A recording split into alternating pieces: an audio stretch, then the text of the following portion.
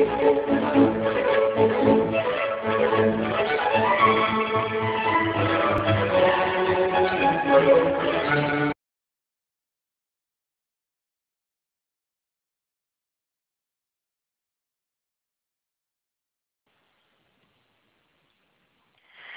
everybody.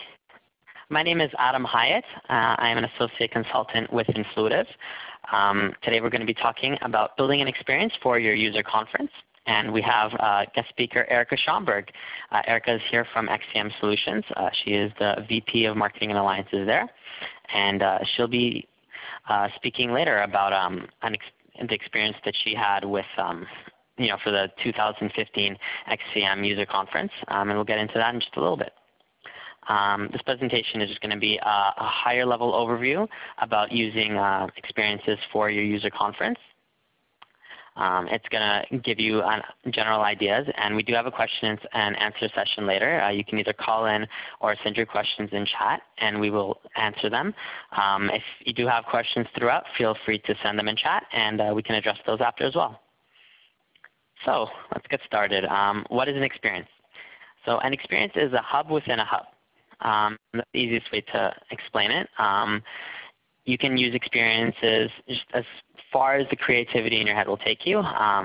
You can use them for events. You can use them if you have a user conference, or you can set up an experience for people to go in during the user conference and complete user conference specific challenges, and to build engagement and to get people from the user conference then join the AdvocateHub after. You can use it at bigger events. Let's say you have a booth at Dreamforce and you want to get your advocates engaged with that. You can set up an experience, set up a cool theme, and then invite people to it and watch the magic happen. You can set up an experience for campaigns such as referral campaigns or review campaigns. Let's say you have a goal of hitting 100 referrals by the end of the month, and you want to create an experience to achieve that goal. You can create the experience solely dedicated to getting referrals or to generating reviews or whatever that goal might be. Another great example is in our Influitive VIP Advocate Hub. I'm not sure if everybody's been in there or not, but we have an experience called the Influitive Education Zone. Now, the Influitive Education Zone is where you can go in, you can click and see different tips and tricks about using the product, and that's another great use case. So let's start off with a quick poll. I want just to get an idea of everyone's comfort level with experiences. If you guys can submit an answer here, let us know if you've used an experience before, and if so, what kind of experience did you use? Did you use it for a user conference? Did you use it for a referral rally? Let us know. So I'll give everybody just 30 seconds right now to fill out their answers.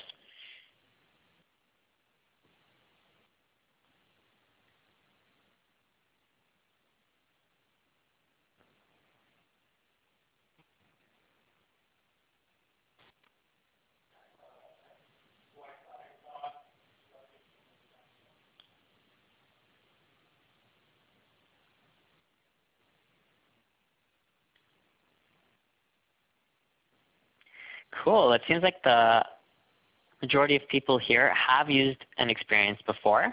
And then we've also got a few people who haven't. So I'll try to keep it to the beginner to intermediate level. And then we can go deeper in. If you have any questions, send those in chat.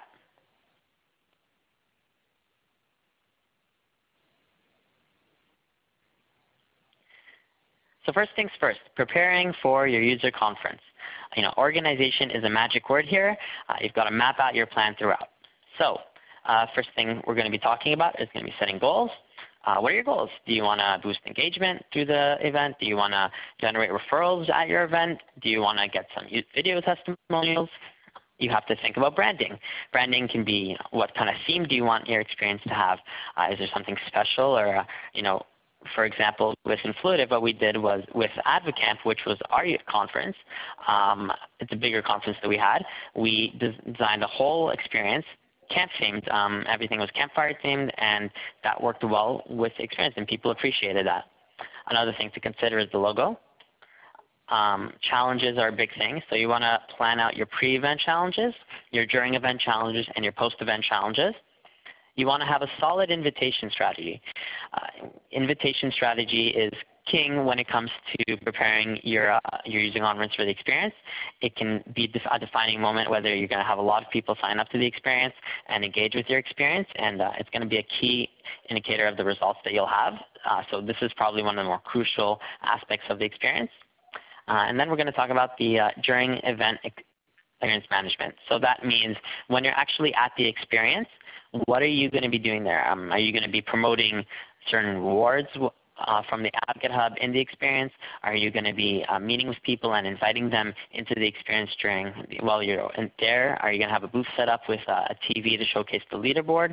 So these are all things to ponder and that we'll be going over soon.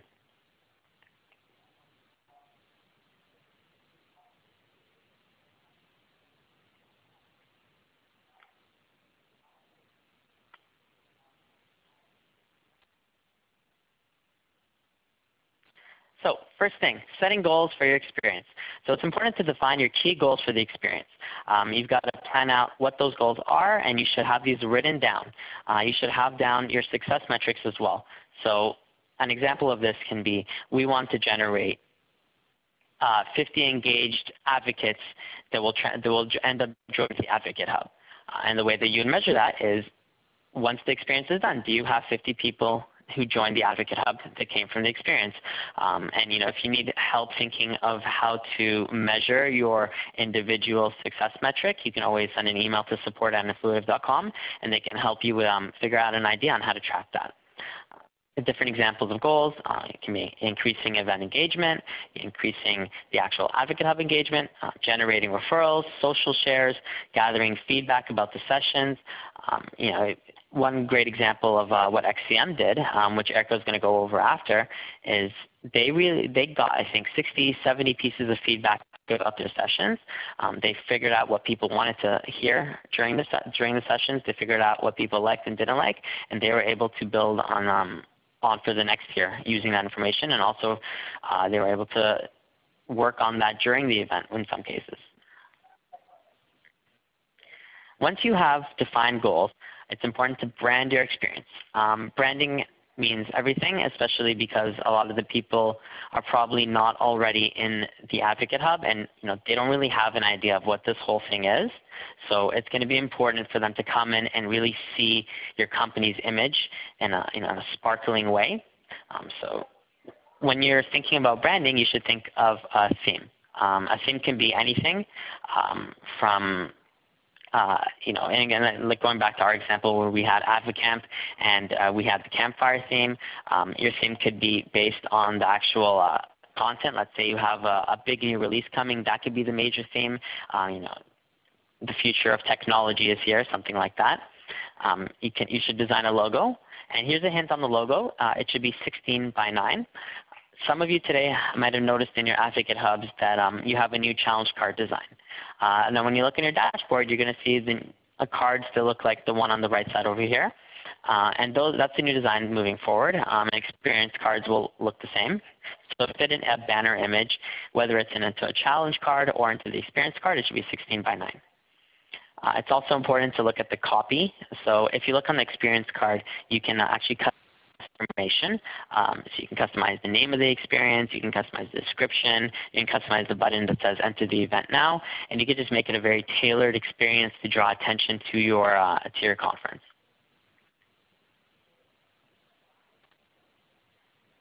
Now, creating challenges is probably something that's on everybody's mind, and the challenges that we're going to be creating throughout the experience can be separated into 3 categories: pre-event challenges, during event challenges, and post-event challenges. So something that I think is a great recommendation and is a really good best practice is if you actually create an Excel spreadsheet and lay out your plan for challenges. I would say you should lay out all your ideas. You should plan the targeting and unlocking for the different challenges in the spreadsheet, and you should also plan the scheduling. Whether like the during event challenges, the before event challenges, and the post event challenges, all of those should be scheduled pre-hand. And this is a good way to keep organized, so you can easily go in and in one sweep do it. Another important aspect of the challenge spreadsheet is to map out the order of challenges. As some of you probably know, there's no real way to order challenges in the Advocate Hub right now. So a great workaround is just to actually plan out what content you're going to be adding and at what time you're going to be adding it at. So if there's a challenge that would be better suited to be seen right away, then you should probably add that last. When ordering challenges, the ones you add first to the Advocate Hub will appear at the bottom of the list, and the newest ones will appear at the top. So that's something to keep in mind. And I can actually send an example of this to anybody who's interested. So my email is adam@influitive.com. You can send me an email with a request, saying, hey, I listened into the webinar and I was excited to get my hands on the spreadsheet for the challenge planner, and I'll send that over to you. Challenges that you can create are also you have value challenges, ask challenges, and education challenges. So definitely keep a balance. I would suggest that easy, quick challenges are probably going to be the most beneficial ones for people who are attending your conference, just because they're going to be so busy doing tons of different things that's probably going to be the easier ones to complete and going to keep them engaged. Next up is the invitation strategy. So this is, like I mentioned before, so important. You can't have anybody engaging with your experience if you didn't invite anybody to the experience. So it's important to let's start off with opt-in challenges. Those are the kind of the challenges that will hype up your experience and get people excited about participating in it. So this is more geared towards people who have already been in your Advocate Hub and who will be attending the experience. Hype challenges are great because they build awareness and they can get people excited about it. I would suggest probably publishing it maybe 2 weeks before the experience, just to give people time. That way they'll know that they can come in and they can participate in these different challenges, and they're going to have a good time, and they're going to have an enhanced time with the user conference if they join the Advocate Hub, and just prepare them from that. Email notifications are a great method to do that. So when you create a hype challenge to say, hey everybody, watch out, in 2 weeks we're going to introduce this cool new experience for the user conference, send an email with that so people know. That's also a good way to drive engagement in your Advocate Hub in that time as well. Things to consider with your invitation are who will be receiving the invites and how will they be receiving the invites. So this is really important. If you're inviting people to the Advocate Hub for the experience, you should map out a list of all the people who are going to be participating in or who are going to be attending the event, and you should prepare an invite for them. We suggest using different channels for your invitations. So one great way is through emails, of course, but other ways are through the event app. If you use an event app, then you can tie in an experience URL. So that's a specific URL that drives people to the experience, and you can put that in the app, letting people access the experience straight from your event app, whatever event app you use. How will the experience be promoted at the event? So that's another important aspect. You've got to be committed to bringing people in during the event, because it's going to be difficult to encourage new people who haven't been in your Advocate Hub already to join the Advocate Hub for the experience. And when we do that, we can only rely on email. When you're actually at the event, let's say at the sign-up booth, you can just have them pass around a little flyer, or you can even say it verbally. Hey, check out this program. You can find the link here. Sign up and take part in it to get the most out of the event. So that's something important. And another important aspect of invitations is actually inviting people into the event once the experience is over. Into your Advocate Hub once the experience is over. This is really important because when the event is happening, we're going to have so much momentum. And we don't want to lose that momentum. We want to channel that momentum and bring those advocates back into the Advocate Hub so they can engage with you and they can make your program better. So that's kind of the sandwich rule with invitations. How are we going to get people in, getting people in, and then getting people into the Advocate Hub after?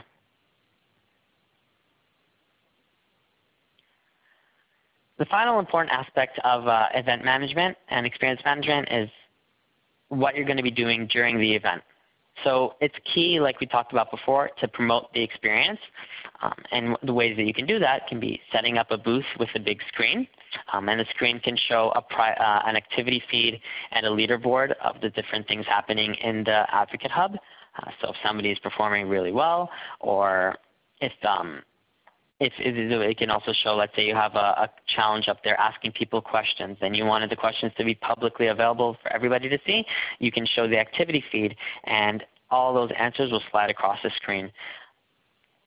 Another way to promote the event during the experience during the event is by using during presentations, speaking about it. So let's say that one of your rewards during an event is to have VIP seating. People who are engaging in the experience, the top 3 engaged people get to sit in the front row and get reserved seating. So you can talk about that during a speech.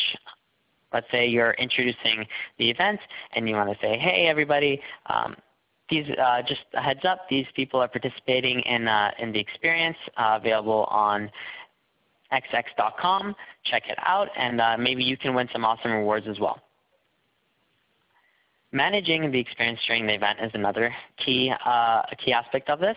Many of the challenges will probably have confirmations attached to them. So what that means is we want to check that people actually completed something before we award them the points for it. An example of a use case for this would be with a video testimonial challenge. Let's say that we want people to take part in a video testimonial. They can go into the Advocate Hub, they can complete a challenge saying, yes, I'd love to take part of the video testimonial. And then we would want to add a corporate confirmation stage to that challenge just so people, we can actually reward them bonus points when they do that video testimonial. So it's important to stay on top of those confirmations.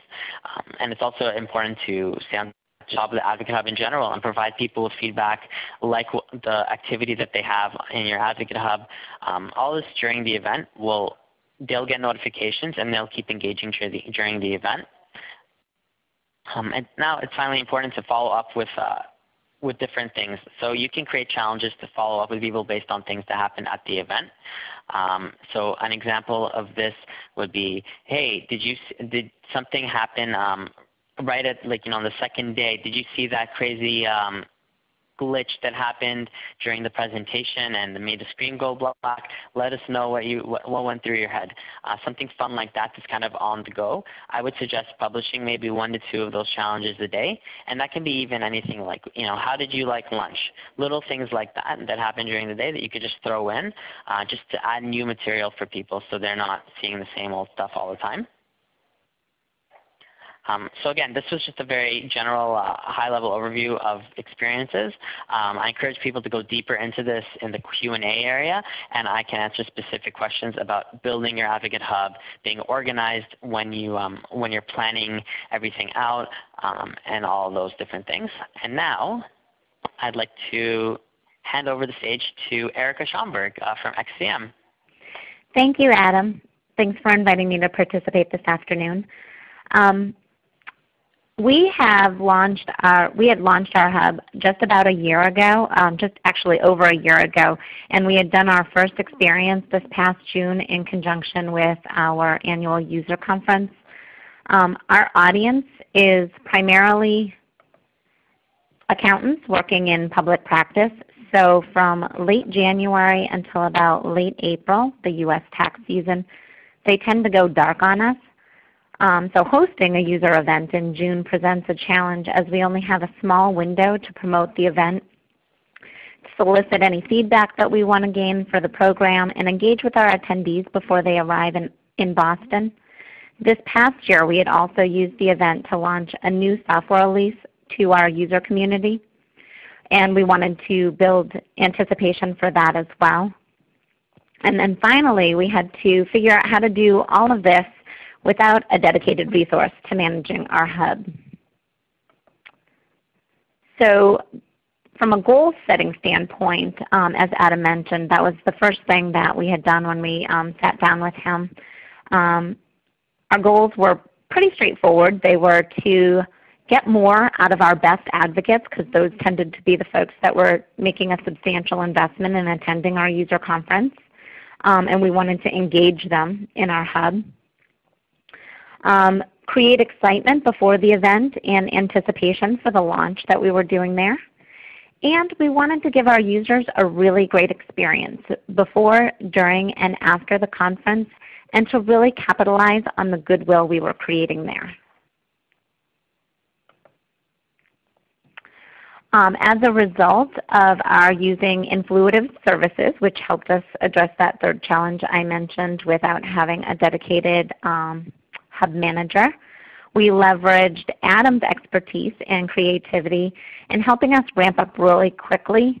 And we were able to not only boost the number of advocates and engagement for our user conference experience, but also engagement across the hub as new users and those just occasionally active previously had started to really view the hub as a regular destination, checking daily to see what was happening.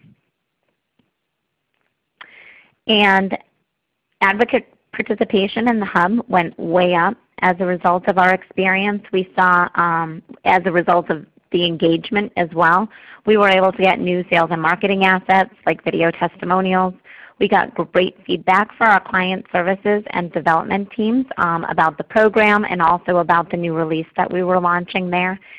And because of that aspect, I think we really gained more visibility across our organization as other departments were able to see the tangible value of the hub for what they were doing. We also, surprisingly, we had a line of users, just to show you some of those results. We had a line of users who volunteered to serve as references. Now typically for our user conference we don't invite prospects. I think we had one prospect there, so having 14 people say, yes, I'm willing to speak to that person could potentially have been overwhelming, but it gave us an opportunity to handpick the person that we were going to connect them with. And then we had 13 other references who are amenable to speaking to other prospects going forward. Our attendees had always liked the opportunity to learn and share with each other at our user conference. That's one of the things that they told us provides the most value at our event. So giving them a forum and encouraging them to meet and network before they came to the event provided even more value. They made more connections than they had at previous conferences. And delivering a better experience translated to even more activity in our main hub even after the event was over. We had gotten volunteers to write blogs or posts for our blog. We were able to get customer testimonials and case studies after the event was over. And here, as I mentioned, just a sampling of those results. We saw a boost in community participation. The community, I think we had just started to use that prior to this event. We saw, as Adam had mentioned, we were able to get feedback before the event on the kinds of questions and topics that people had wanted to see in specific sessions. We were able to gather real-time feedback on tips and ideas that they had gained from the event, and also helped to give our presenters some real-time feedback on how they were doing. So if they were presenting later in the event on another topic, they were able to incorporate some of those ideas. We received a boost in references and qualified referrals. We got a lot more networking opportunities out of the event, as you can see, not only with among our users, but also we encouraged our client service teams to engage more with our users by putting in specific challenges for them, encouraging them to go out and help users to answer questions, to participate more in the program during downtime. And we had also, to help encourage that, we were also giving our customers the opportunity to give shout-outs to employees.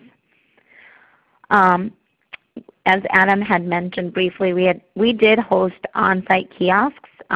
We had on-site reward redemptions, and we also had prize giveaways during the event, which helped raise visibility for our hub. And we got a lot more advocates joining the hub. Perhaps they hadn't seen the emails or they weren't really sure what it was about. We had a lot more engagement at the hub. We had done some pre-event contests, but we also held another contest at the event which somebody could have won if they had just signed up when they registered. And then we did some post-event stuff to encourage continuous engagement for 2 weeks after the event. We did do on-site video testimonials. We had asked users to register to do this for us before the event, so we know who to go looking for while we were hosting our event.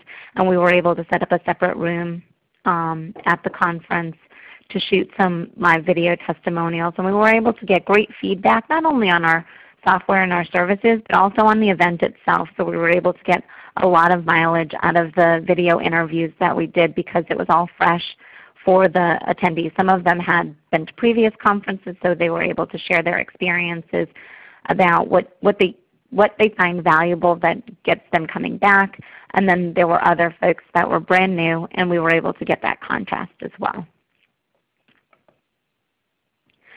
I thought for this first time working with experiences, what worked really well for us was working with an advocacy expert. We were able to not only ramp up really quickly in getting a lot of challenges in a very short amount of time, like I said, before, during, and after the conference, but we were also able to learn from the process. I think that we have a much better grasp on how we can do something like this ourselves going forward. The only thing that I would say that I would have changed about the way that we did this, I would have done it sooner. We saw significant measurable results across our hub in such a short amount of time that had residual positive impact. I really wish that we had had an event last year for which we would have done an experience because the impact was so quick. Adam, would you want to take it back through the questions, or do you want me to address some of these questions? Yeah. Let's take a step at the questions. So again, if anybody has any questions, feel free to send them in the chat area. That's probably the easiest way right now, and then we'll get to them. These questions were submitted through the challenge in the Influitive VIP Advocate Hub. So let's start off with Claire. Claire says, how do you drive registration through the hub? So Erika, also feel free to stop me if there's any question that you want to answer, okay? Sure. Okay. If you want, I can say how we did this because it was a little bit different and you helped us with it. So I'm happy to take this. With this one. We actually, because we were doing the software launch at the event, we had teased the launch throughout our hub and also in other campaigns that we did to our user base in promoting the event itself. And we teased the experience associated with the event for those trying to get insider access. So basically they were going to get a first look at the agenda, being able to provide feedback, being able to get information about what we were planning to do at the event. And I think that really helped encourage people to not only want to go to the conference, which is why we started teasing the launch in the first place, but also continuing to promote that sense that those in the community are the ones who really have insider access, and giving them that advance notice I guess the rest of our user base wasn't going to get certainly helped us drive registration through the hub. And we kept, Adam helped us keep a continuous flow of quick challenges that just kept the event top of mind for everybody else in the hub who maybe wasn't in the experience yet. Great. Thanks, Erika. Yeah, you pretty much covered everything. Just really driving engagement through challenges and encourage participation through the challenges is the best way to go, and exclusive sneak peeks, and just make your advocates feel loved and let them know how important the event is. Next we have a question from Alyssa. What kind of challenges can help drive attendees to sponsor booth? So I'll take a stab at this one. I think the best idea here is just really to ask them, highlight your sponsors, and then tell people to come check these out. For example, let's just say you have Coca-Cola as a sponsor booth. What you could do is create a challenge saying, "Hey, have you seen the lovely people from Coca-Cola? Come check them out. Head over to their booth and say hello. This is what their booth is doing. This is why it's cool. And when you're done, come back to this challenge and let us know what you thought about them and their booth and what they told you, and share that with the rest of us." So something simple like that would work and is effective. Oftentimes the best way to get a response is just to ask. And people can be very generous when they complete these challenges, and people, they don't mind helping you out if you ask for it. So I would say that's the best approach. So we didn't have a lot of sponsors at our event. One of the ideas that Adam had given us for our software launch, I could see also working with the sponsors, is hosting some sort of scavenger hunt, engaging your sponsors and whatever they were doing inside their booth in the hub itself, and sort of including a series of fun challenges that were branded for this scavenger hunt or whatever, and getting them to go visit the sponsors to learn what it is that they're doing at their booth, and then sort of creating this quiz-like challenge environment where there was some kind of either a prize or points rewarded to encourage them to go not only and visit with the sponsors, but also to have some kind of a meaningful discussion or learn what they're doing and then bring it back and share it in the hub. Great. Thanks, Erika. Next up, we have a question from Jackie. What is an experience and how can we leverage it for our upcoming conference? I hope that this presentation cleared that up a little bit. And yeah, just going back to my original reference, an experience is a hub within a hub, and you can leverage it for your conference by creating a separate little hub for your event in your AdvocateHub. It's the best way to go. And if you do have further questions, feel free to email us at support@events.com, and we can send you all the information we have about experiences and how you can leverage them for your own event. Next we have a question from Alan. With all the craziness that comes from going to a user conference, what promotions/campaigns did you run for the experience to encourage participation? Did you run it in alignment with any other contests/giveaways you had during the conference, or did you drive everything through the experience? So Erika, do you have anything to say for this? Yes. We actually ran all of our promotions of the event included a banner or a button, some kind of branded element that encouraged users to learn more and get connected through our online event experience. That's what we were calling it. And we did try to encourage, so all of the promotions and the contests that we had were actually run through the experience itself to try to encourage almost 100% participation by those attending the event to also participate in the experience. We did allow for on-site redemption at the conference, so we had some of our swag there that people could redeem, which I think really helped because it created buzz at the event as well, because everybody wanted to know, oh, where did so-and-so get that, or they saw the items being redeemed and had questions for them. We also had run 3 contests that aligned with the goals of each of the 3 phases of our experience. So before the event, we had a series of challenges, and as a result of that, the folks at the top of the hub, I think we picked the top 3, were given VIP access. So we gave them hotel upgrades, and we gave them preferential seating, and we had VIP bags with special swag in there. During the event, we had done a raffle because we wanted to give everybody who maybe didn't register until they got to the event an opportunity to participate as well. So we structured the contest at the event a little bit differently, and everybody who made it onto the leaderboard, and everybody had an opportunity to make it on there during the event. We had done a raffle for, I think it was an iPad mini giveaway, which we announced at the event. And then we had, to keep the engagement levels up for the 2 weeks following the event, we did another contest, and at the end of that period, we had given the person at the top of the leaderboard a pass to another event that we're doing in conjunction with a business partner next month. So we really tried to make it you need to join the experience in order to participate in these things, and I think that's one of the reasons that we saw joining and engagement in the experience and then the hub overall go way up, because we did try to keep it focused as sort of the online destination for the event. Thank you, Erika. Yeah, you covered everything. Great job with that answer. Next up from Lindsay, how many challenges should an experience always have available?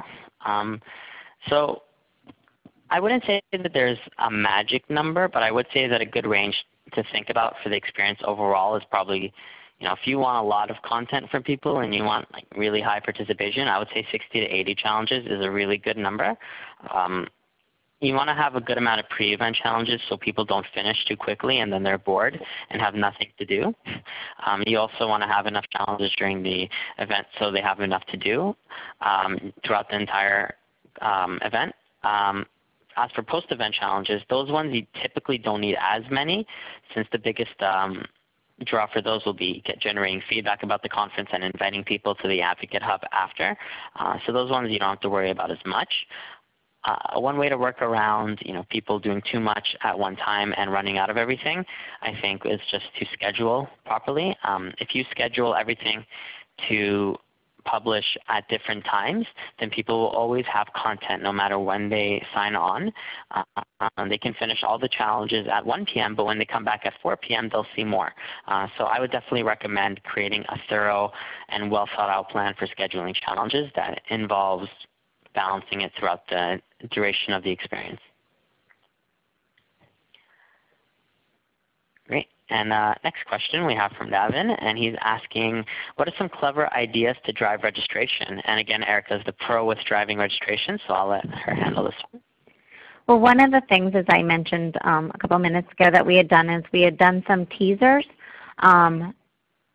outside of the hub and within the hub to help drive registration, making it clear through the challenges that we were including. There was more of a suspense buildup that attendees would get first access to the information about the new software release. One of the other things that we had done that I haven't mentioned yet is we had also included challenges and a competition for employees, so both within our sales team and our client services team, to try to encourage them to help boost registrations as well. I mean, as marketers, our main forum for getting registrations for any kind of an event outside of the hub anyway is to use email as our major tool or other mass sort of marketing tools. We also promote stuff through web partners and things like that. But the best way to really get people excited about it is through the channels that you have at your disposal inside your organization, right? The folks that are talking to the users on a daily basis. So, sales, we have renewal business, so our account managers are always talking to their primary contacts, and then also our client services teams, not only from a support standpoint, but also because they run regular webinars and trainings throughout the week where they can also help promote it. So we had run contests and we had challenges specifically geared towards them to try to help encourage those behaviors as well. And I think that really helped us drive participation in our event. Another unique idea, I haven't tried this out so I can't testify to it, but maybe a referral challenge for registrations would be great. If you have a long time out until you actually launch the experience, one great challenge could be refer a friend to join you at the experience. And you can do that simply like a normal referral challenge where it can progress through the pipeline. So someone can refer a friend, you can send them an invitation to register and say this person invited you to register to the event. why don't you come check out our website and see if you want to register, and then you can award them bonus points if the person actually does. So again, I haven't tried that out, but it's just one creative idea that you can utilize to boost registrations. And we have David here. We have yet to hold an actual user conference, although we will be throwing our second sales development conference next month. What are some tips on how to build buzz around a user conference versus an industry conference? Erika, do you want to tackle this one, or should I? Sure, I can take it. Great. For us, the user conference to us means a launch or an in-person incarnation of your user community. So over an industry event, I would say that we promote the value of having a user conference as having like-minded users to share and learn from. We give them direct access to executives, the development team, the client services teams. They're all focused on giving the user a better experience with our products and services. So we really kind of focus on the user conference more as that in-person incarnation really of your user community. So if if your users get value out of your hub from sharing and networking and learning, and and some of the rewards that they prefer are the beta access or the access or to executives or being able to give feedback on what you're doing, I would say that those are all exactly the same things that our users anyway benefit from with a user conference. And that's the value that they get over and above some other type of industry events. They certainly attend a lot of those. Our audience, because they're accountants working in public practice, have certain CPE requirements on a regular basis or education requirements that they need to fulfill. And so they're always attending industry events and conferences and seminars and things like that. But I really think that the user conference aspect of it is unique in that it really gives them a chance to share with each other more so even than they would at any other kind of event. And I think it's the we're all in this together that makes the user community or hub appealing is the same thing that makes the user conference appealing. Great. And another question from Aaron. Was there anything particular that you thought would definitely work for your community that surprises you and didn't? I would say that for us anyway, and perhaps it's because of the type of audience that we have, our users don't redeem a lot of points. They don't go for the big prizes. They tend to stockpile the points, which is kind of surprising. We do see more redemptions for charitable giving and status types of prizes. So that was a little bit surprising. The one thing that we get a lot of redemptions for, and we did around this experience as well, which I thought was kind of surprising because of that pattern that I just mentioned, is that we had a lot of redemptions for this T-shirt that we had created for our conference. We sell workflow software, so it was, and we're based in Boston, so it was a Wicked Good Workflow T-shirt. We had so many redemptions during and after the conference for that particular T-shirt. That was a little surprising. Great. And if you also want to boost engagement in the actual community forum as well, that is easily done through challenges using a post on community stage. So if you create a challenge saying, hey, go post on this topic, and when you do, you'll get 50 points, and then people can go into the topic and discuss things that are happening, either industry related or conference related. That will really drive engagement.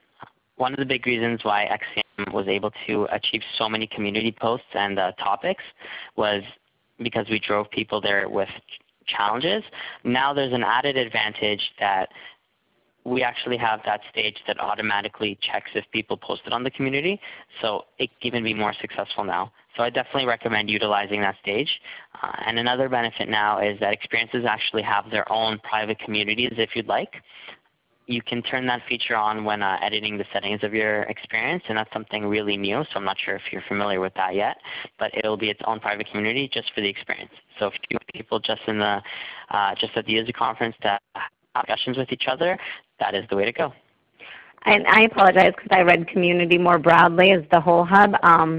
So just to circle back, since that wasn't the answer that I gave, the one thing that I thought also worked really well in the community, and I believe this was one of your suggestions, Adam, is we also encourage people to share tips that they learned. So not just give feedback for the folks doing the sessions, but to also share tips, because we had 2 or 3 sessions going on at any given point in time, and unless a particular client had multiple users there, they might have missed out on some of the content that was being shared in one of the sessions. So being able to use the community as a forum to share some of those insights that were gained during the sessions that people weren't maybe able to attend also helped them continue that discussion in the community afterwards.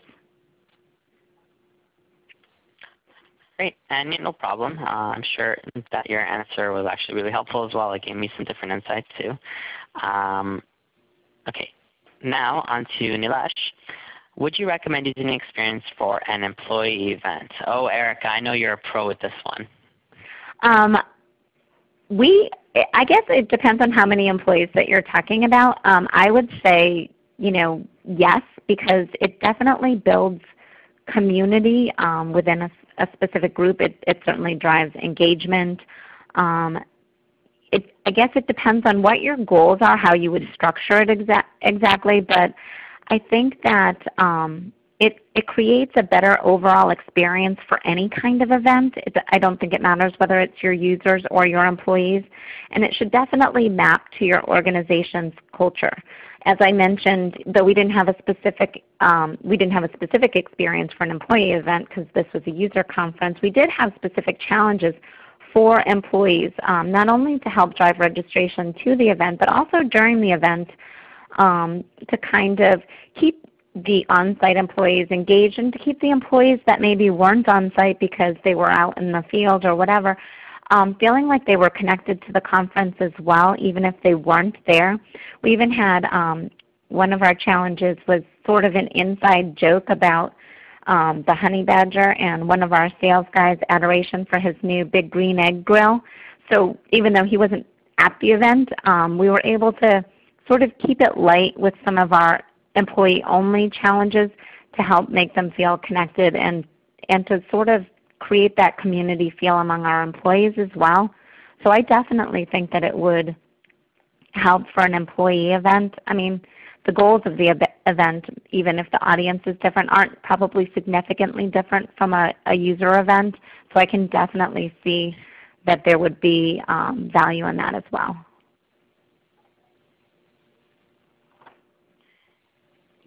Yeah, I would definitely suggest that it's a good idea. I also suggest you reach out to whoever is in charge of, maybe there's somebody who's in charge of culture at your company or somebody in HR who can help you design challenges for employees.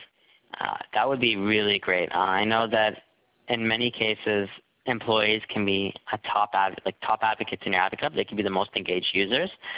So if there's any form of value that you can have from them, that would be spectacular there. Yeah, but besides that, Erika hit the nail on the head. So we have a few questions through chat. If anybody else has questions that they want to send through chat, feel free to type them out and we'll answer those. So one question from Laura, will you send out the recording of this presentation? Yeah, the recording is going to be available in VIP as a challenge. So the same way that you went to the challenge to sign up to this, you'll find a challenge to download the recording, and you'll also be able to give feedback and ask follow-up questions if you have any. Another question from Laura, how many months out should you set up your experience? So obviously the sooner that you do it, the better. You don't want to be left last minute and then be left scrambling to create challenges for the experience. One of the reasons why the XCM experience was so successful is because we had plenty of time to plan out the experience. We had plenty of time to work on it, and then we had plenty of time for pre-event challenges to be released and to invite people into the experience. I would say probably you want to invite people into the pre-event aspect experience maybe 2 weeks before. I would also suggest that everything should be ready probably at least 3-4 weeks before, just so you can have that time to review and to look over things and to add new things as they come along.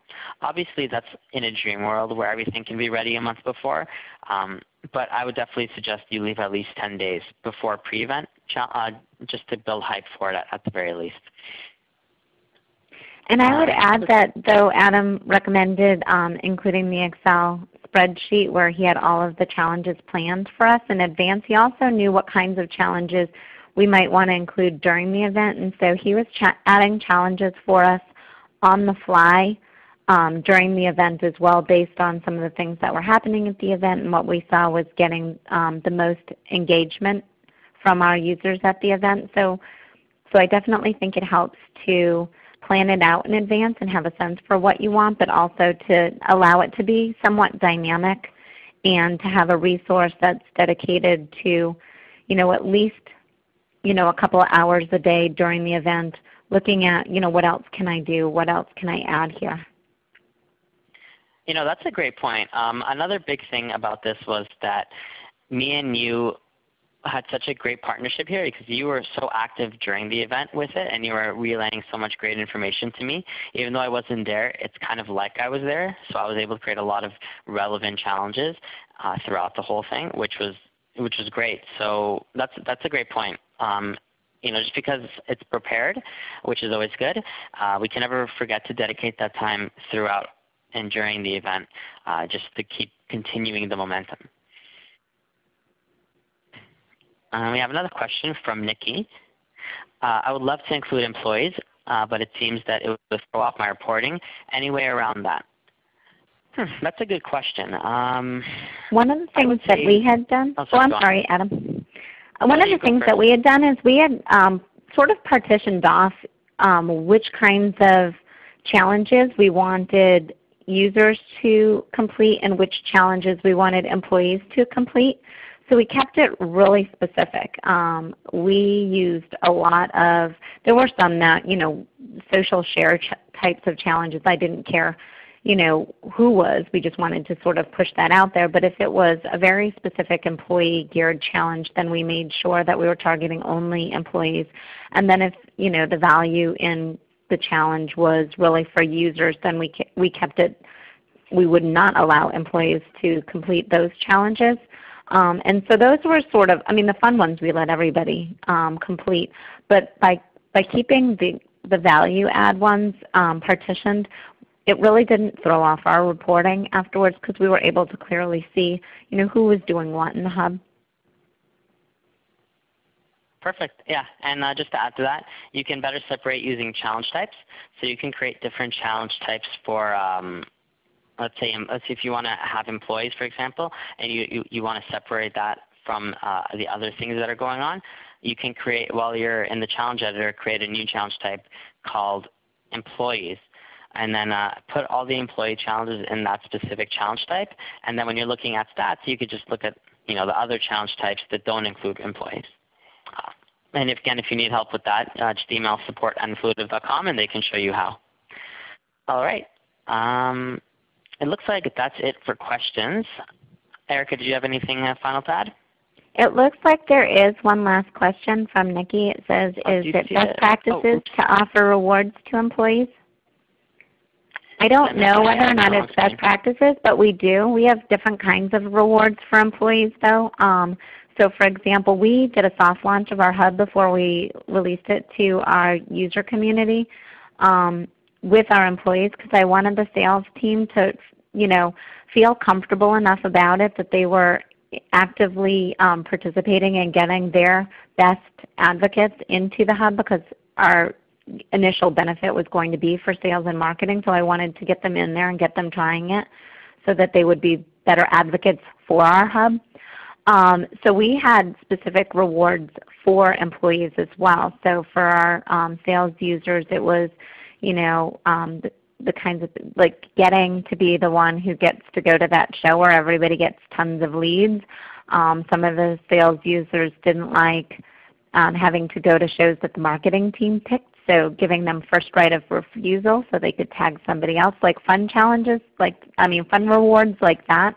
And also things that they could use in their work and in their professional. So like a LinkedIn, the LinkedIn Premium subscription, for example, was a reward that employees could redeem. Yeah, that's great. And also one thing to add to that, employees are a great way to have buy-in throughout your organization for your AdvocateHub. And giving them the full experience is a way to encourage that buy-in. So by giving them the experience that we would give customers and offering them rewards, they're able to actually see it from the customer's perspective. And that's going to go a long way when you're trying to show value, and they'll get it. They'll understand what it is because they've been through it. Okay, and one last question. What's the email address to request the planning spreadsheet? So to request a planning template that I can send out, my email is adam@influitive.com. That's right. I was the first Adam to lock off the adam@influitive.com address. No last name needed. So yeah, just adam@influitive.com. Feel free to shoot me an email, and I will send you a copy of that. All right. Okay, it looks like we are right at 3 p.m., so everybody will have a minute to spare before their next meetings. Thank you all for joining. Really appreciated. And Erika, thank you so much. This was amazing, and I'm sure it was super helpful for everybody who tuned in and is going to be listening into the recording. So thank you very much for all of your great input and insights. And again, if anyone has questions, feel free to email us at support@influitive.com or email me personally at adam@influitive.com. Thank you very much, everybody. Take care.